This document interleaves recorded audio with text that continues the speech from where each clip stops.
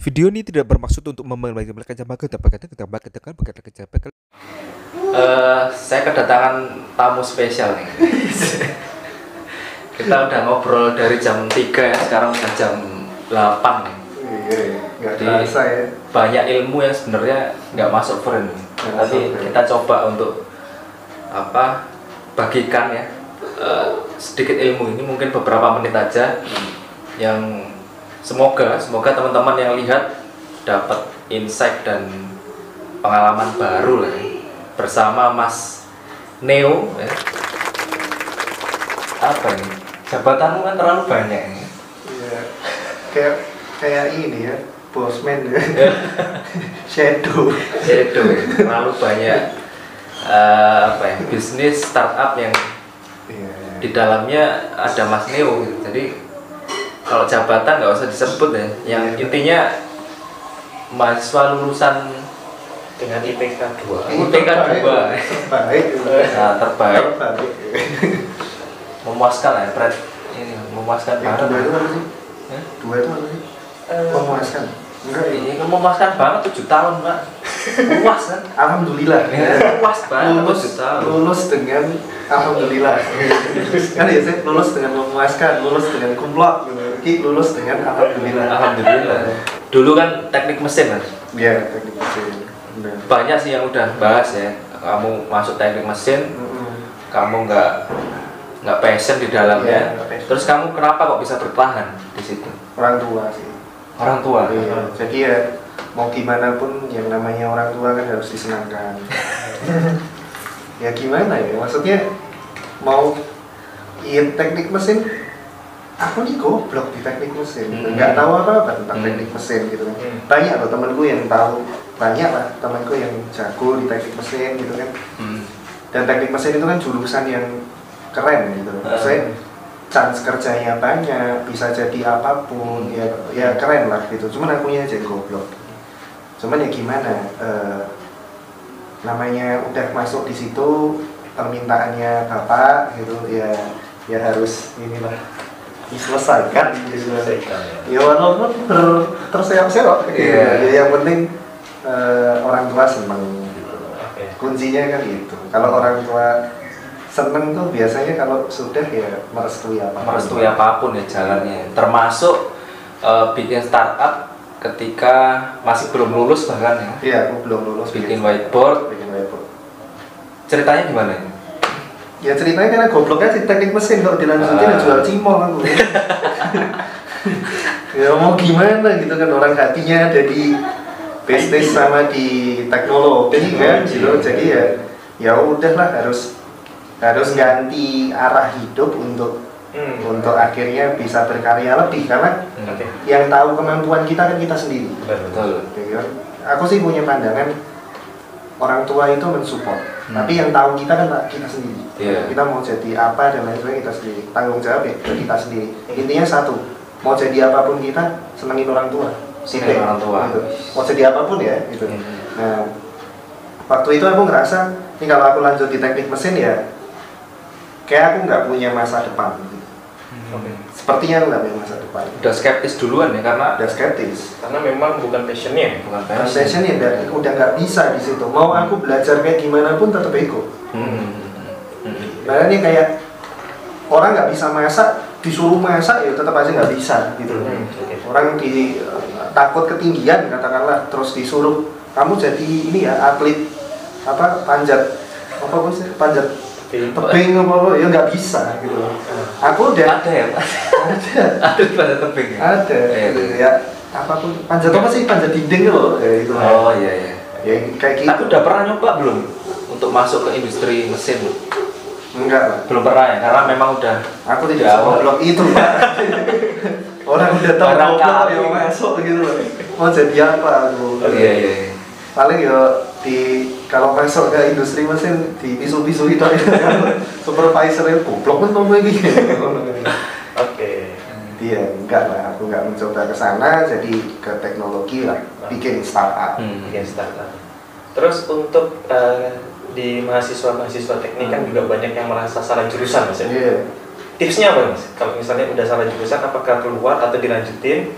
Tapi ngelanjutin passion di luar itu atau gimana? Kalau menurut Mas Gis? Kalau aku gini sih, kamu kan masuk kuliah kan dibayarin orang tua ya gitu. Oh, oke. Iya kan? Nah, Karena aku ada beberapa yang bayar dewe gitu, jadi aku ada sedikit keras kepalanya gitu, karena aku merasa loh yang ini kan aku bayar sendiri, oke lah kosku dibayarin gitu, tapi kan ini aku bayar sendiri. Cuman kan kebanyakan teman-teman di sana kan masuk tuh dibayarin orang tua. Kasihan loh sama orang tua tuh, udah kerja cari uang, pengen orang anaknya sukses, dimasukin sekolah bagus gitu, masuk ya. Misalkan pun kita merasa salah jurusan ya, yang penting selesaiin dulu lah. Oke. Aku loh selesai 7 tahun. 7 tahun. 7 tahun. IPK 2. IPK 2. Gila. Dari teknik Apa enggak? mesin. Tapi jadi miliarder, asu. Ya emang harus anti mainstream. Terus whiteboard bisa berkembang sampai sekarang ya, ada karena memang pasarnya ke perusahaan korporat. Sampai akhirnya valuasi 1 juta USD itu Awal-awal prosesnya gimana? Awal ya, sekarang udah lebih kan? Sekarang 11. Sekarang 11 juta. juta USD. 11 juta USD berarti Berapa? 190-an. 190-an miliar. M. Wah. Itu masih kecil menurutku. Karena kan kalau di dalam startup kan ya kita lihatnya harus ke depan kan. Ya mungkin teman-teman nggak akan tahu kok yang namanya whiteboard itu apa, tuh nggak akan tahu gitu. Karena memang fokusnya ke bisnis. Iya, iya. Kadang tuh ada yang tanya gitu di YouTube sebelah gitu. Silakan cari di YouTube sebelah gitu kan. Di comment section tuh biasanya ada, ini kok whiteboard nih dicari kok yang download baru sekian, valuasinya bisa gede. Ya karena emang aku langsung ke bisnis, bukan ke customer, bukan kayak Tokopedia, bukan Lapak, Facebook, kayak gitu. Jadi langsung mainnya itu ke bisnis langsung lah gitu. Valuasinya gede karena kerjasama dengan bisnis dan injeksi funding. Fundingnya, investmentnya gede dengan valuasi share sekian, jadi valuasinya naik gitu. Itu sih. Bagi teman-teman yang masih kuliah ya pasti nggak kepikiran sih mas startup, paling ya kebanyakan jadi reseller kaos ya belum kepikiran startup. Ada ini kan pesan dan tips buat teman-teman yang mau terjun ke startup, apa yang perlu disiapkan? mental Ya? Orang yang melakukan startup tuh orang-orang yang gila. Jadi kalau kamu nggak terlalu gila untuk melakukan startup, ya jangan startup. Kalau kamu pengen hidupmu aman, ya jangan startup. Karena startup tuh nggak aman sebenarnya. Startup tuh high risk, tapi kalau berhasil juga high return. Nah, startup juga mengantarkanku ke opportunity berikutnya di dalam kehidupan. Nanti kita bahas lah. Itu karena startup. Kalau bukan karena startup ya mungkin aku jualan Cimol gitu. Tapi karena startup ya jadi kayak gini. Alhamdulillah sih. Minimal teknik mesin ya, tambal ban lah. Tambal ban. Bengkel las. Aku tuh nggak bisa jualan. Sumpah. Aku mau bingung mogok aja nggak tahu. Nggak tahu ngapain. Nggak tahu. Untungnya ada sopir. Untung ada driver. Jadi ya bisa. Ini kenapa ya Pak? Bannya bocor ngono ya orang kaya wong lanang ngono lho. Sing iki ketoke ngene ora iso, enggak bisa. Mas Puji lo lulusan mesin juga ya? Oh, mesin juga ya. Tapi arahnya ya basicnya ya tahu lah ya, engineering, 3D design bisa. Terus kemarin juga sempat ikut ini kan, lomba balap. Lomba balap Shell. Mas Gis juga. Aku Bima Sakti. Mas Gis ini Bima Sakti. Iya, aku goblok-goblok masih Bima Sakti lah. Aku GM-nya Bima Sakti, UGM nih. Pasti ngerti lah, dan memang ilmunya dari situ Mas. Dari situ. Awalnya ya Bima Sakti itu kan kita belajarnya jadi kayak tim mobil formula ya. Semua disiplinnya, ininya ya aku tahu cara handle tim, cara kerjasama gimana, cara cari opportunity pitching dan lain sebagainya ya karena Bima Sakti. One of my stepstone itu sebenarnya ya Bima Sakti. Kalau nggak ada Bima Sakti, mungkin aku nggak bisa kayak gini. Berarti dalam artian berorganisasi ketika kuliah penting. Oke. Terus akhirnya step berikutnya kan bisa akhirnya dilirik perusahaan kelas Citylink gitu ya. Citylink gitu. Jadi nggak tanggung ya, vice presiden gitu. Direksi vice president. Direksi vice presiden gitu. Satu tingkat di bawah direksi. Pak. Umur Satu umur tingkat, berapa waktu itu? 25 tahun. 25 tahun. Dan masih belum wisuda loh Pak. Belum wisuda. Belum wisuda di UGM. Tapi udah selesai loh ya kuliahnya. Udah punya namanya SKL, surat keterangan lulus. Kalau sebenarnya kalau aku mikir SKL itu kan ya berarti kita udah selesai ya. Dan wisuda itu kan ya nanti dulu lah. Kan yang penting SKL itu kan sudah menjelaskan semuanya kalau kita udah selesai, kewajiban pernah kuliah selesai, ya udah gitu. Tapi belum wisuda. Sudah mah 2020 pas pandemi. Online. Gak punya tugas sekarang gitu. Ya memang trennya bakalan ke sana sih Mas. Aku udah tahu gitu loh, aku udah tahu sebelumnya. Makanya sengaja 7 tahun pas pandemi bakalan pas pandemi ini bakalan ngetren wisuda tuh nggak ngetren. Pakai toga tuh ada. Foto sama pendamping nggak ngetren. Ada kamu foto di Zoom Pak. Udah itu mentok gitu. Aku udah tahu. Oke. Terus gimana ceritanya waktu itu jadi vice presiden? Gara-gara whiteboard sih. Jadi ya sebenarnya bukan Kisneo-nya yang dilirik awalnya. Tapi whiteboardnya yang dilirik, teknologinya yang kami ciptakan yang dilirik.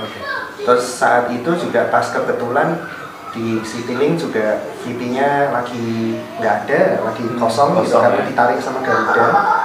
Jadi posisinya itu kosong, ya akhirnya aku dikasih opportunity untuk memimpin tim IT di Citylink.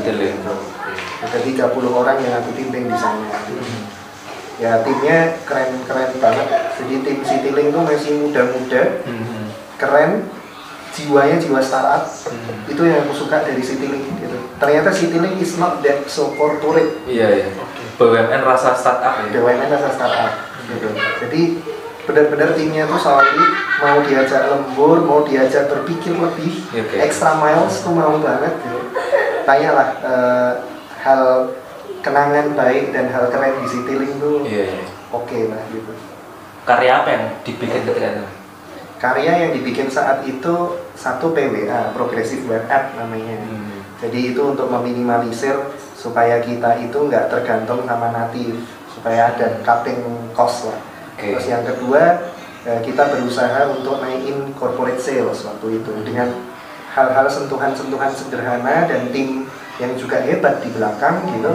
Ya kita bisa menaikkan corporate sales juga. Terus retail sales juga kita naikin dengan sentuhan-sentuhan yang technological sentuhannya. Ya banyak sih sebenarnya yang dibikin sama tim Citylink saat itu ya. Dan itu bukan kerja satu orang, itu kerja semua tim gitu. Kalau kita ngomongin apa yang dibikin sama Kisneo di Citylink mungkin nggak ada gitu. Tapi kalau yang dibikin Kisneo dan tim di Citylink banyak gitu. Jadi it's not a Superman but super team. Gitu sih. Nah, menarik nih teman-teman ya. Silakan diserap ya. Karena untuk mendapatkan sebuah leverage mungkin jabatan ya kan. Itu nggak harus dari bawah banget ya. Enggak harus. Bisa dari engineer yang paling bawah itu nggak harus ya. Yang manage tower gitu enggak sih. Bisa ngecit. Iya. Bisa ngecit dengan bikin karya dilirik perusahaan akhirnya langsung bypass gitu ya. Langsung bypass. Kan sebenarnya itu yang dibutuhkan sama perusahaan sih gitu. Iya. Kalau teman-teman main game, dulu mungkin zaman umuran gue tuh PlayStation. Ada namanya Game Shark. Kita nggak jauh-jauh lah. Nggak jauh ya. Game Shark ya. Game Shark tuh kan cheat. Cara nge-cheat tuh kayak ya kalau sekarang teman-teman yang main jenenge PUBG karena dia namanya cheater gitu kan. Nah sebenarnya startup atau karya yang kita bikin itu cheat kita. Untuk mendapatkan apa yang kita mau. Jadi jangan menganggap karya itu ya cuman kita berkarya dan titik, enggak. Karya itu stepping stone. Dari karya yang kita punya kita bisa melakukan apapun. Oke. Gitu. Dan kita masih muda by the way gitu kan. There is no limit in doing things ketika kita masih muda. Ada kesempatan apa? Sikat aja. Sikat kan? aja. Nggak usah. Ya tadi mental perlu disiapkan di awal bahwa ya high risk, tapi juga kalau berhasil high return. Nah, menarik nih. Cryptocurrency. Ya itu menarik juga sih. Saya pengen dibahas. Tapi aku juga pengen tahu karir selanjutnya ya. Seperti yang di Garuda banyak ini ya perusahaan maskapai ya yang apa ya melihat Mas Neo. Terus sekarang gimana sih nasib Maskapai harus berubah. Apa yang perlu dirubah? Ya sekarang posisi saat ini kan aku tidak ada di maskapai ya. Oke. Sekarang aku sudah tidak di Citylink dan juga tidak di Garuda Group gitu. Saya ada di sebuah tempat yang ya itulah gitu. rahasia gitu. Saya ada di sebuah tempat tetapi masih relate-nya sama ke government gitu. Saya membantu untuk sekarang bagaimana menciptakan ekosistem tertentu lah, khususnya di bidang pangan. Oke. Clue-nya itu aja gitu.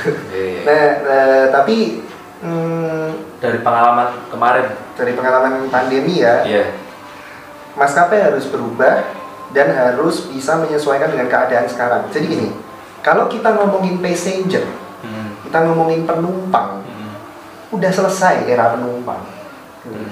Harusnya yang dikejar sekarang itu era komoditas. Pengiriman barang. Korean Air contohnya. Korean Air itu 70% revenue-nya itu dari pengiriman barang. Dia kerjasama sama Hyundai, dia kerjasama sama Samsung. Yang ngirimin untuk dispatch. Nah, harusnya maskapai kita di dalam negeri ini udah memikirkan ke sana. Karena tidak penumpang lagi. Karena penumpang sekarang cuma 10%, Pak. Mau diapain gitu loh. Drop 90% drop, tinggal 10%. Nah, terus harus gimana? Ya, new normal itu bukan new normal cara boardingnya gitu loh, tapi new normal bisnisnya. Bisnisnya yang harus diubah, adaptasi. Nah, dengan hal-hal seperti itu, aku kira maskapai bisa terbang lagi lah secara bisnis ya. Kalau tetap memperhatikan penumpang, dibahasnya penumpang terus selesai. Karena maskapai, ingat, maskapai bisa ngirim barang, maskapai punya perusahaan makanan. Ya kan, kenapa nggak makanannya didaftarin ke ojol gitu, terus karyawan-karyawannya itu bekerja untuk dari rumah bikin masakan, titipin ke situ, nanti dikirim pakai ojol, contoh. Terus pokok intinya gimana cara dapetin duit lah ya, adaptasi dulu lah. Sekarang gini, ini untuk semua maskapai yang lihat ini gitu, ini tak kasih clue loh ini, sombong ya, kayak anak kecil sombong brengsek lagi gitu. Gini. UMKM Pak, itu ada 59,7 juta, 60 juta UMKM di Indonesia. Kenapa nggak maskapai yang lirik ke situ? Marketnya sudah bukan penumpang, tapi UMKM. Nah, dari 60 juta UMKM ini, ambil katakanlah 10%-nya aja, 6 juta. Nah, 6 juta UMKM ini, 1 tahun bayar deh 1 juta katakanlah. Itu kan pendapatan 6 triliun tuh, 1 tahun. Nah, 1 juta itu untuk apa sih? Branding. Perusahaan apa yang punya cowok ganteng, cewek cantik? Maskapai. Pilot ganteng, pramugari cantik. Bener. Iya kan? Dan rata-rata followersnya banyak. Followers banyak. Kenapa nggak dijadiin influencer? Bener sih. Iya sih. Masuk. Iya. Pramugari ya. Pramugari itu pinter, cantik. Iya kan? Pinter, cantik. Jual ini kalau yang jual aku paling cuma 500. Kalau yang jual pramugari atau pilot, ganteng, pinter, cantik, pinter, 5.000. Brand. Kenapa nggak jadi brand ambassador yang fokusnya ke UMKM? Nah, setelah di brand barangnya dikirim pakai pesawat.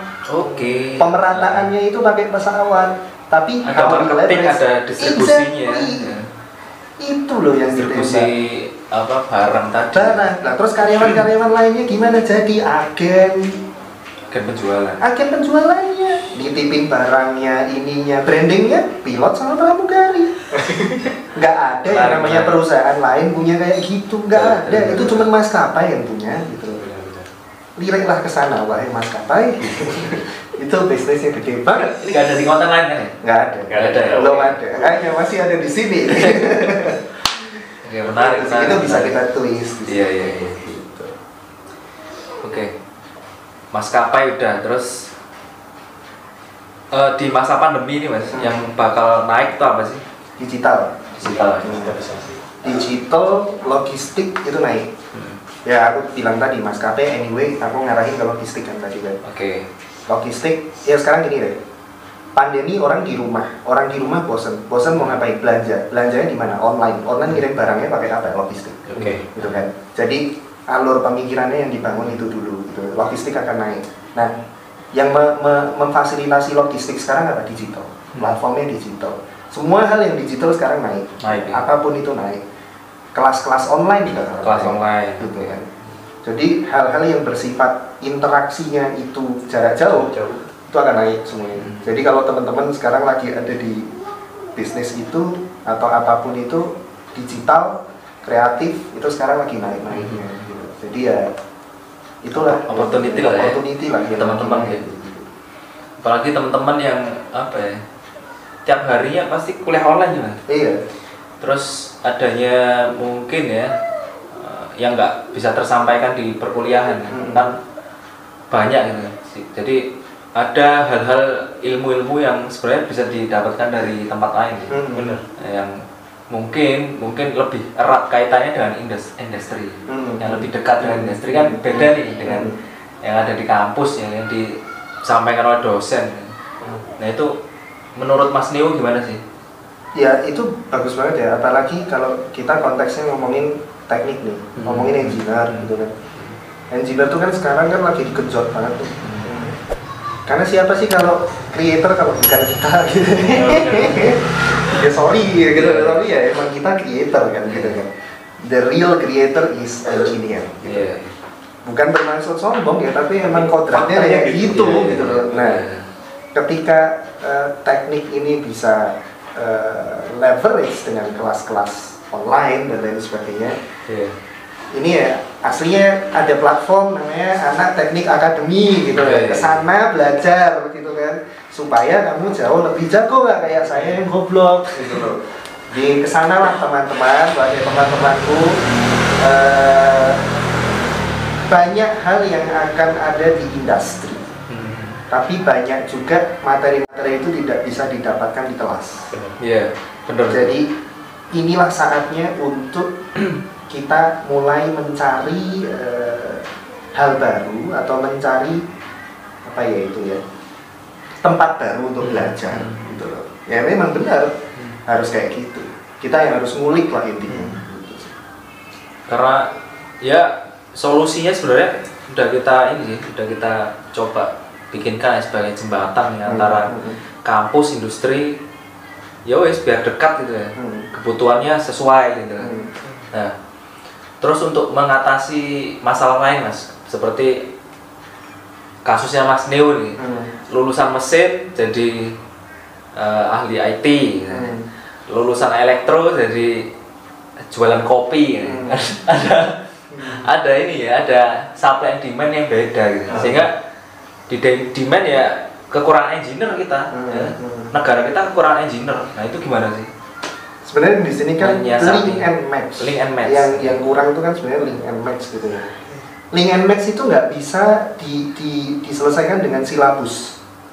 Bullshit kalau ada yang ngomong link and match bisa diselesaikan silabus. For me ya, ini buat aku ya. Jangan mungkin ini jangan ditelaah secara harafiah ya. Aku nggak suka sekolah dan nggak suka kampus. Karena apa? Karena itu letter lock gitu. Kayak cuman ada satu pintu, kamu masuk situ, keluarnya situ. Padahal enggak. Dunia itu multiverse. Kamu masuk ke satu pintu, kamu bisa keluar di pintu lain. Kalau nggak ada pintunya, kamu bahkan bisa bikin pintu sendiri, kan gitu kan. Nah jadi untuk mengatasi hal seperti ini tuh sebenarnya by proses. By proses, nggak bisa dengan silabus. Contoh, aku juga nggak tahu loh Mas, dulu aku itu akan jadi kayak gini. Iya, Ini iya. kan aku tahu setelah aku ngerasa kok goblok banget ya di teknik mesin ya gitu kan, baru terus akhirnya aku kayak gini kan. Iya, iya, iya. Jadi sebenarnya teman-teman itu nggak salah jurusan kalau aku bilang ya. Tapi mungkin belum nemu aja jalannya, passionnya dan kemampuannya mau kemana gitu loh. Kalau sudah nemu, aku kira akan going well kok gitu loh. Oke. Dan link and match yang namanya pembelajaran itu kan pembelajaran yang continue, terus-terusan gitu kan. Pembelajaran tuh nggak bisa, kamu udah selesai S1, kamu udah selesai S2, selesai titik, enggak. Kita harus belajar terus.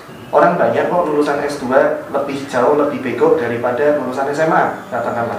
Itu banyak loh, aku nemu loh.